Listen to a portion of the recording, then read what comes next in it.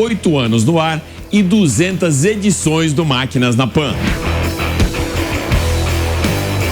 Para comemorarmos juntos esse marco tão importante do nosso programa, vamos levar você para as alturas com os helicópteros da Helibras e uma visita à fábrica de Itajuba. E mais, saímos de São Paulo rumo à Serra Gaúcha para conhecermos em Gramado o novo Renault Kardian, que chega ao mercado dominado pelo Volkswagen Nivus e Fiat Pulse, com um custo extremamente competitivo no segmento dos BSUVs. E Rodolfo Santos, produtor de conteúdo, analisa o sistema turbocompressor da Fórmula 1.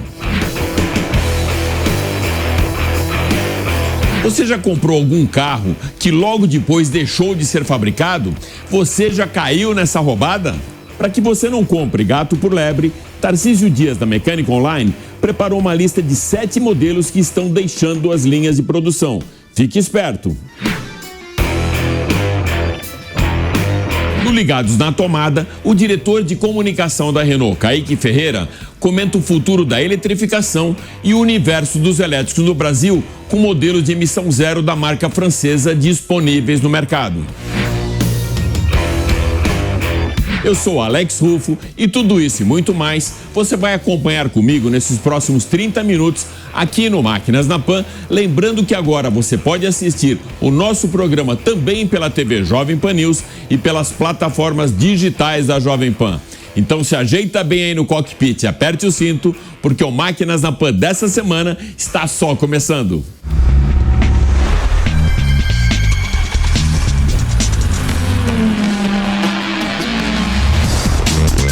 Máquinas na Pan. O Máquinas na Pan se prepara agora para levar você para um voo bem mais alto. A gente está aqui no Campo de Marte, bem na base da Helibras Airbus, para você conhecer essa aeronave aqui de trás, o H145, que já chega com uma nova versão de 5 pás para um voo muito tranquilo, muito confortável. E lá em Itajubá a gente vai conhecer também a fábrica e outros detalhes que já eu vou mostrar para você. Decolamos do Campo de Marte com destino à fábrica da Helibras em Itajubá no Airbus H145, na sua mais nova versão, que agora vem equipada com rotor de 5 pás. Esse modelo foi lançado na L-Expo 2019 em Atlanta, com uma configuração que proporciona aumento de 150 kg na carga útil da aeronave e também um ganho no desempenho com conforto para os passageiros durante o voo. Além do ganho de uma pá a mais, o diâmetro do rotor foi reduzido, permitindo que o H145 opere em áreas mais reduzidas. O sistema Wi-Fi Airborne entregou uma excelente conexão com a internet durante o voo, que durou aproximadamente 50 minutos. A aeronave foi configurada no modo executivo, com 7 passageiros e 2 tripulantes a bordo, e sobrevoou o Vale do Paraíba a 3.200 pés, sem que a turbulência durante o voo fosse transmitida para dentro da cabine. Pouso suave na fábrica Airbus Helibras em Itajubá, maior fabricante de helicópteros da América Latina e responsável pela fabricação dos H125 Esquilo, H130 e H225. Já em terra, a visita do Máquinas da Pan à fábrica da Helibras aconteceu com a consultoria de Guilherme Wiltgen, jornalista editor do website Defesa Aérea e Naval, especialista em aeronaves.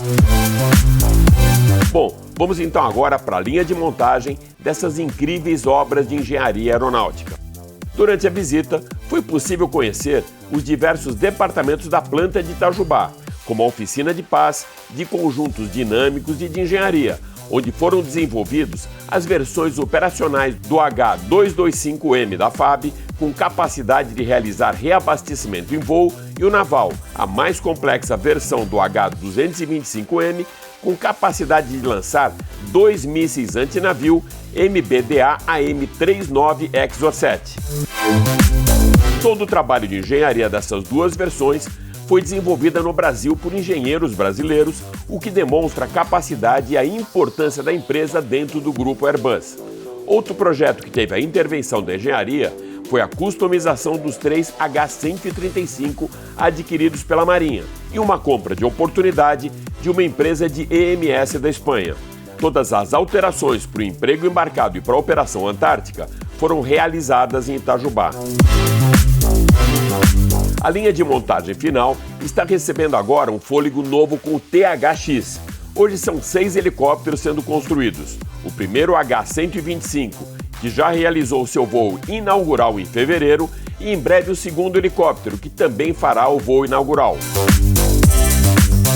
O BHX-001 será o primeiro H-125 da Força Aérea Brasileira e o BHX-002 da Marinha do Brasil. Essas duas aeronaves serão entregues em setembro desse ano. No hangar onde são conduzidos os programas de modernização, os 2 últimos dos 34 helicópteros HS-365K2 Pantera se encontram realizando o processo e deverão ser entregues ao Exército Brasileiro ainda neste ano. Como única fabricante de helicópteros no Brasil e na América Latina, a empresa está preparada para continuar a atender os mercados civil, governamental e militar, com mais de 850 helicópteros já entregues. Segundo o presidente da Helibras, Alberto Dweck, o helicóptero mais avançado tecnologicamente produzido pela Airbus é o H-160, que a gente apresenta agora para você. O novo membro da família ACH é o helicóptero tecnologicamente mais avançado da sua classe, com volume 20% maior por passageiro em comparação com os helicópteros da mesma categoria. O H-160 faz parte da última geração de helicópteros e traz como diferenciais desempenho, autonomia e tudo isso aliado a uma operação segura. O design do H-160 o torna adequado para uma ampla gama de missões versáteis e também um dos mais ecológicos, com baixo consumo de combustível e extremamente silencioso, devido ao novo rotor principal de 5 pás Blue Edge, que reduz drasticamente os níveis de ruído. Internamente, uma combinação de couro liso e perfurado dá acabamento para a cabine e assentos do cockpit, com aplicação também de carbono acetinado nas áreas centrais do teto e apoio do braço.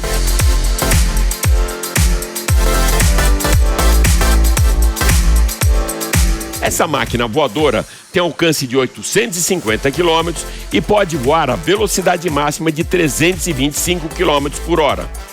Posicionado como o helicóptero de uso civil mais rápido do mundo, o aparelho pode transportar até 12 passageiros e decola com peso máximo de 6.000 quilos, sendo 1.750 quilos de carga útil. Os engenheiros da Airbus optaram por um rotor de cauda descentralizado, carenado e inclinado em 12 graus, com estabilizador horizontal biplano.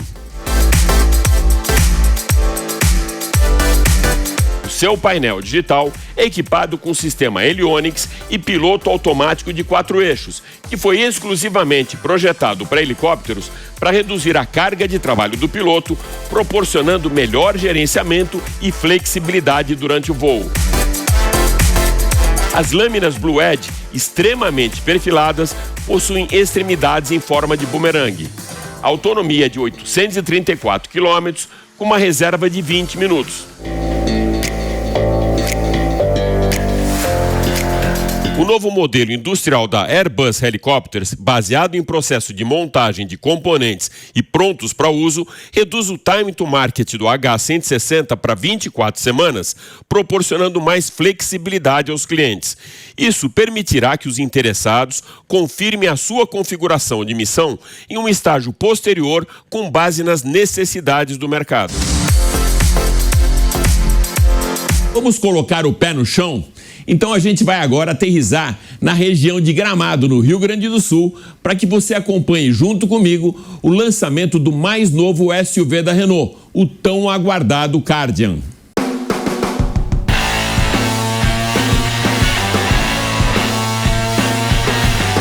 Bom, Máquinas na Pan veio para o Rio Grande do Sul, aqui na região da Serra Gaúcha, em Gramado, para conhecer o novo Renault Kardian. E eu aprendi uma coisa desde a época da escola, que para você pegar a cola da prova ou ter um companheiro do seu lado, esse cara tem que entender muito mais que você, senão não adianta nada. Por isso, tem aqui Juliano Barata para fazer esse test drive e para nós aprendermos juntos com esse cara aqui, que é uma fera, já esteve comigo lá nos programas da Jovem Pan, no Pânico, já esteve no Máquinas da Pan, já esteve no Ligados na Tomada, e hoje a gente está aqui fazendo um collab dentro do Renault Kardian, né? O B-SUV. Eu já vou começar de cara, Juliano, perguntando para você, quem é o concorrente desse cara? Ou seja, o Kardian entra na briga em qual segmento e com quais produtos aí da concorrência? Eles estão mirando principalmente nesses SUVs compactos que tem uma altura um pouco mais baixa, que vão trazer uma certa semelhança com um hatch um pouquinho mais alto. Está falando especificamente do Nivus, que é derivado do Polo, e o Fiat Pulse, né? Que são dois carros que vão brigar diretamente. Estratégia de preço, posicionamento aqui, tá mirado nesses dois. O preço que a gente viu agora, né, na coletiva, ele são 3 versões de 112.900 até 132.900. Então ele chega também com um preço bem competitivo, né? Bem agressivo. Se você comparar, é lógico que também varia de região para região por causa do imposto, né? Mas, grosso modo, nesse preço de lançamento aqui, a versão topo de linha do Kardian vai brigar com o Nivus Comfortline, né? Mas uma coisa que foi muito valorizada foi essa nova plataforma, a RGNP. Qual a importância de uma nova plataforma num novo produto e com todos os atributos que eles passaram, Barata? Quando a gente fala de plataforma, hoje em dia, a gente está falando de uma arquitetura que envolve não só a parte de metalurgia, da estrutura do carro, também envolve toda a arquitetura eletroeletrônica, que tem um peso no custo do carro cada vez maior, né? Aqui a gente tem uma plataforma de última geração, né? Foi derivada da plataforma que é usada no Clio europeu, no Sandero europeu, que é um carro completamente diferente dessa nova geração do Sandero que a gente tinha. É uma plataforma com 45% de aços de alta resistência. E toda essa parte de arquitetura eletroeletrônica já inclui a preparação para a motorização híbrida, né? Então é um carro bastante moderno nessa parte estrutural e nessa parte de arquitetura eletroeletrônica. É verdade. E aqueles acessóriozinhos são sempre úteis, né? Tem 2 USB para você carregar o seu celular na parte dianteira, na parte traseira mais 2, carregamento por indução. E com um detalhe que eu achei bem útil, Barata, eu andei testando recentemente um outro carro com o carregador por indução e ele ficava praticamente aqui na frente e tomando sol. A cada 30 minutos ele parava e vinha. Esse aqui ele tem também o resfriamento. Então isso eu achei bem útil aí e de ordem bem prática, né? Eu acho muito tranquilo quando você tem isso. Outra coisa legal. Isso eu queria que você falasse, que eles falam câmbio dupla embreagem úmido. Sim. Explica exatamente o que é isso. A gente tem essa questão dessa polêmica, né, que envolveu alguns câmbios de dupla embreagem de alguns carros que chegaram, por exemplo, da Ford, ou mesmo de algumas motorizações mais simples da Volkswagen, por volta de 10 anos, né? E que tinha esse problema, né? Lidava com desgaste, com controle de temperatura, e só afetava esses que não tinham esse banho a óleo, que lubrifica, que troca calor melhor. Se você pegar, por exemplo, um câmbio banhado a óleo, por exemplo, de um Golf GTI, é histórico de zero problema.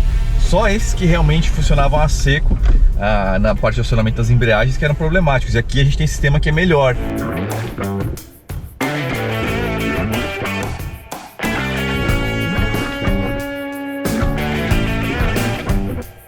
Outra coisa, o câmbio automatizado, é isso, né? Isso, de 6 velocidades. E segundo eles, eu não peguei a estrada aqui ainda, é uma passagem muito suave, ou seja, ele faz a passagem de marcha sem a redução do torque.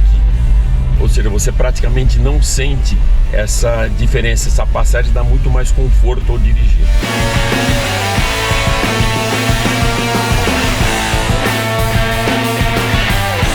Barata, internamente aqui, o que mais que você pode destacar? O que te chama mais atenção? Gostei da qualidade do acabamento interno, assim, é uma diferença bem grande em relação a tudo que a gente estava vendo dos Renaults até então. Os consoles central elevado aqui, bem legal, porta-copos, dá outra percepção de qualidade realmente. Os caras investiram bem aqui na qualidade percebida. É lógico que a gente está falando de um carro que não é um carro de luxo, então você vai ter sua porção de plásticos rígidos, né? Eu achei muito bem resolvido, assim, as superfícies, né? Essa coisa misturando black piano, né? Que é esse preto refletivo, mas não demais também, que é uma coisa que às vezes suja, né? Se fica em um lugar que você tem contato, então eles tiveram bastante cuidado, assim, na parte de acabamentos. Eu achei que tá muito, mas muito bem resolvido. E isso é um ponto que pega no Nivus e também pega um pouquinho no Pulse, né? Então aqui a Renault conseguiu explorar bem esse lado da qualidade percebida, que a gente chama, né? Que essa sensação de requinte, né? De luxo. Eles mandaram muito bem aqui. Pensando no que eles estão brigando com Nivus e Pulse, aqui eles têm uma vantagem. Que é uma briga boa. E a cor de lançamento é o laranja, então também tem um alinhamento muito legal com tons laranja dentro do carro. O meu test drive aqui com essa fera já fica por aqui e eu vou fazer agora um turnaround para vocês conhecerem externamente o novo Renault Kwid. Barata, super obrigado, cara, demais. Parceiraço, quero ver você mais vezes lá na Jovem Pan comigo, não só no Ligados na Tomada, mas também no Máquinas na Pan, dando uma aula para todos nós, tá bom? Boa, obrigado. Valeu. Eu vou mostrar alguns detalhes aqui que eu achei mais interessante do lado de fora, mas antes disso eu vou pedir para o Matheus aqui, o nosso cinegrafista, mostrar para vocês a paisagem aqui em Gramado, ou seja, o lugar que a gente escolheu para fazer a gravação desse novo SUV da Renault. O lugar é realmente muito bonito, estradinhas aí bem encrencadas e muito boa, tanto só na parte de cascalho, mais asfalto, foi um teste bem dinâmico. Vamos começar pelo esse olhar frontal aqui do Kwid, que eu achei bem agressivo e com uma assinatura bem forte também da iluminação, da parte de DRL, LED, uma frente mais musculosa, a grade estilo colmeia e que inaugura também a nova identidade da Renault. Para mim, esse modelo, o lançamento desse mais novo B-SUV da marca, ela é uma chave, uma virada de chave da Renault aqui no Brasil, e é isso eu vou colocar para você nas considerações finais. Vindo aqui para a lateral, uma roda de 17 polegadas, diamantada, o carro é biton, essa aqui é a cor de lançamento, que é o laranja, e um detalhe bem interessante aqui no teto, essas barras, elas são flexíveis no seu posicionamento, elas podem ficar tanto longitudinais como transversais, como vocês vão reparar aqui pelo vídeo.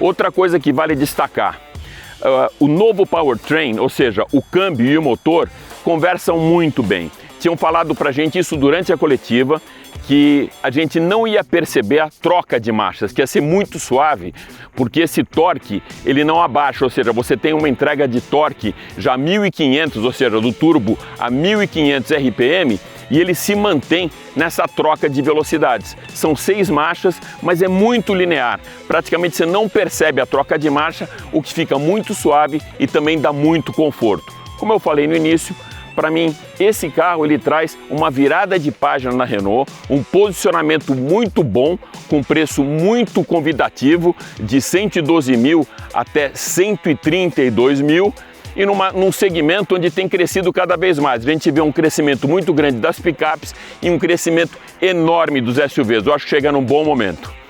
Continua ligado que o Máquinas na Pan tem muita coisa legal ainda para você.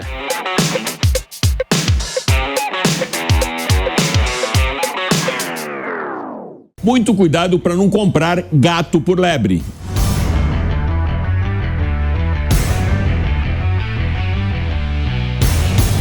Tarcísio Dias, da Mecânica Online, vai apresentar um line-up dos modelos que saíram ou estão saindo de linha, para que você não caia numa armadilha na hora de escolher aquele carro para colocar na garagem da sua casa.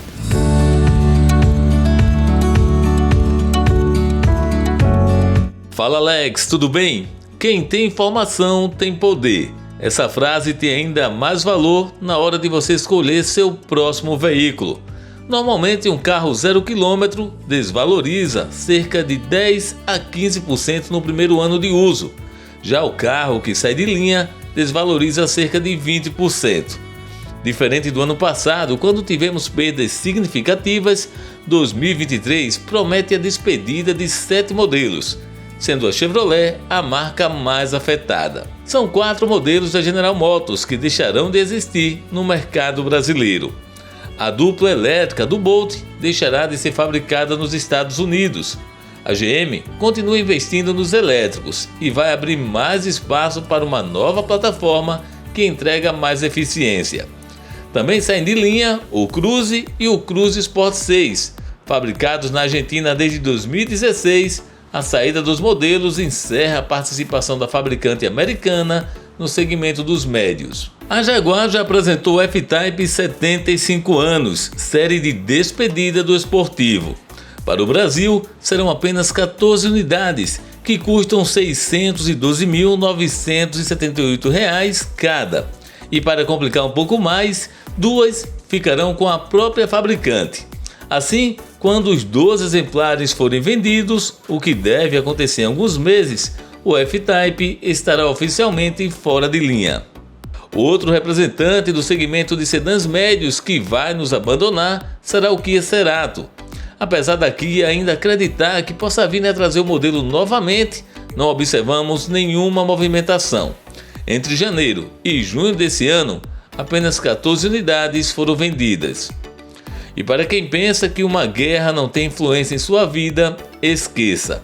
Ela existe e, além da perda de vidas, temos muitas outras consequências. A falta de componentes vindo da Rússia é o principal fator que vai abreviar a vida do Renault Captur por aqui. O fim da produção em São José dos Pinhais, no Paraná, deve acontecer até o final do segundo semestre. Longe da fama, atrás de 40 concorrentes em seu segmento, entre os mais vendidos em 2023, o Captur vendeu apenas 514 modelos no período. Normalmente, quem procura um veículo usado pode encontrar nos modelos que já saíram de linha uma boa economia na hora da compra. Mas fique esperto, as montadoras são obrigadas a produzir itens de reposição por 10 anos após o veículo sair de linha. Mas é fato que na prática isso nem sempre é suficiente para atender todo o mercado.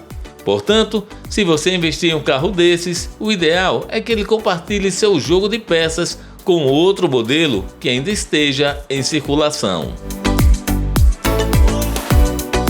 No Ligados na Tomada dessa semana, um engenheiro e profundo conhecedor da mobilidade urbana global e sua capilaridade na indústria, Kaique Ferreira, diretor de comunicação da Renault do Brasil. Ligados na Tomada. Olá, Alex e amigos do Máquinas na Pan. Grande prazer estar aqui com vocês para falar de eletrificação, então. Bom, acho que primeiro a gente tem que entender bem por que da eletrificação. O que está acontecendo hoje no mundo, né, nos vários mercados no mundo inteiro, é uma busca pela redução das emissões de CO2, que não é um gás tóxico, mas é um dos gases que são responsabilizados pelo efeito estufa. Então, para reduzir os gases de efeito estufa, a gente tem aí uma redução da combustão, dos motores a combustão, ou a maior eficiência desses motores a combustão. Então a eletrificação significa veículos 100% elétrico ou veículos híbridos, né? Que tem ali um motor a combustão, mas também um motor elétrico para ajudar ali na tração, principalmente poder reduzir novamente essa emissão de CO2. Bom, a Renault já tem mais de 10 anos, 12 anos de fabricação, fomos pioneiros na Europa, né, na fabricação e comercialização de veículos elétricos, então temos já uma longa história, eu diria. O que acontece? Qual que é a nossa visão? Estamos num momento de transição. Essa transição ela é longa e ela vai variar nos diversos mercados. Vamos pegar a Europa como exemplo. Estamos há mais de 10 anos com motores elétricos lá, veículos 100% elétricos. No ano passado, para dar alguns números, das vendas totais do mercado europeu, nós temos aí uns 50% foram veículos a combustão ainda. Né? O veículo a gasolina, ali até a diesel é muito pequeno, mas a gasolina basicamente. Depois você tem ali mais de uns 33% que são veículos híbridos. Então esse que tem o motor a combustão e também o motor elétrico para ajudar de alguma forma ali na tração. Depois, hoje, estamos aí com 17% de veículos 100% elétricos. Então, na Europa, que já começou há mais de 10 anos essa transição, a gente vê hoje ainda a convivência das várias tecnologias. Esse é o cenário que a gente enxerga ainda para o futuro por um bom tempo. Então não há uma substituição imediata de uma forma, né, de tração, de combustão, de motor por outra, mas uma convivência, né, uma transição que vai ser longa. E aqui no Brasil, a gente enxerga que vai ser ainda mais longa. Por quê? Nós temos uma grande vantagem, que é o etanol. Então, o etanol como combustível, no ciclo todo, né, do plantio da cana-de-açúcar até o uso do etanol no tanque, você tem um balanço zero de carbono, ou muito próximo disso. Com isso, essa vantagem competitiva do Brasil em torno do etanol, faz com que a gente possa imaginar que vamos ter uma transição bem mais longa no Brasil, ainda com motores a combustão e também o híbrido flex, que permite o uso, né, dos motores elétricos junto com motores a combustão que utilizam etanol. Porém, o que a gente faz aqui no Brasil então? Nossa missão é oferecer os vários tipos de soluções. Nós temos motores flex, estamos trabalhando no híbrido flex e também ofertamos motores elétricos para que o público possa ter contato com essa tecnologia e vai ser a solução ideal para determinados nichos, para determinados usos. Mas não quer dizer que vamos ter uma substituição 100% da motor a combustão hoje por um elétrico, por exemplo. É uma transição longa que a gente vai estar presenciando em outros mercados e a gente imagina que vai ser assim também aqui no Brasil. Bom, aqui no Brasil a gente tem uma gama composta pelo Kwid e-Tech, que é o veículo, né, de entrada, digamos assim, nesse universo elétrico. Então, nós temos o Megane, que é um veículo de passeio fantástico, né, o mais tecnológico, lançado na Europa há um pouco mais de um ano, um grande sucesso, que o cliente brasileiro também tem contato com esse produto, tem a oportunidade de adquirir e utilizar. Depois nós temos veículos comerciais, como é o caso do Kangoo, né, um furgão pequeno. E aqui a gente pode falar que a gente tem dois tipos bem diferentes de clientes. Nós temos o cliente, que é aquele que a gente chama de early adopters, né? Aqueles que querem ter a novidade, querem andar no carro elétrico, para experimentar, para poder conhecer e querem sim, de alguma forma, andar em um carro que é zero emissão de CO2 no seu uso, né? Importante que a fonte da energia elétrica também seja zero emissão ou muito baixa. Esse é o cliente que quer ter a novidade. Mas existe um outro cliente, que é o cliente racional, que o custo por quilômetro do carro elétrico ele é bem menor do que o carro a gasolina. Mas não só isso. Algumas empresas, principalmente de logística, visam contribuir, dentro dos seus planos estratégicos, com a redução da emissão de CO2, do carbono, da pegada de carbono.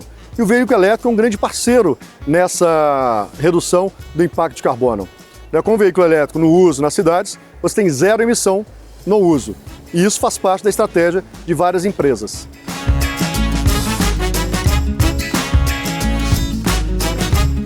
Agora chegou aquele momento de acelerar forte com o produtor de conteúdo Rodolfo Santos, que preparou para você uma aula sobre o funcionamento da unidade de potência de um carro de Fórmula 1. Oi Alex, é um prazer estar novamente no Máquinas na Pan. Hoje vamos continuar a explicar como funciona o motor de um Fórmula 1, ou melhor, a unidade de potência. O motivo do nome ser unidade de potência você já sabe, é porque se trata de um híbrido, ou seja, temos tanto a combustão a gasolina quanto os motores elétricos alimentados por um sistema de recuperação de energia, o ERS. No programa anterior, explicamos como é o motor a combustão que gera mais de 700 cavalos. Hoje, vamos falar do turbocompressor. O turbo é um pouco mais complexo do que parece.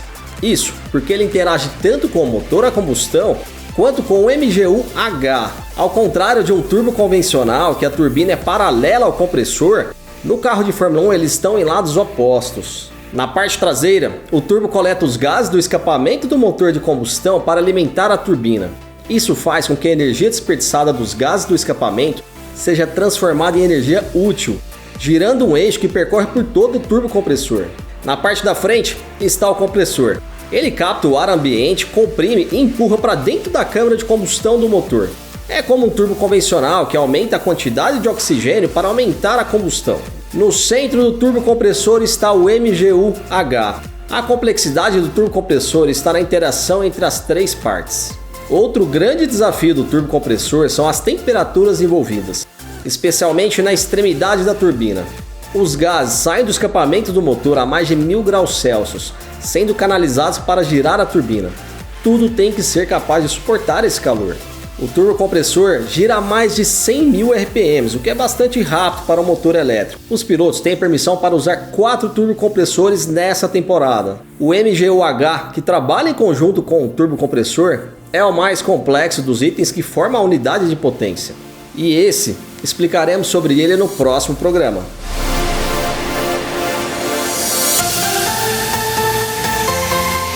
É isso aí. O Máquinas da Pan dessa semana fica por aqui. Mas vale lembrar que você pode acompanhar toda a nossa programação em vídeo pela TV Jovem Pan News e pelas plataformas digitais da Jovem Pan. Super obrigado pela sua audiência e até a próxima. Valeu!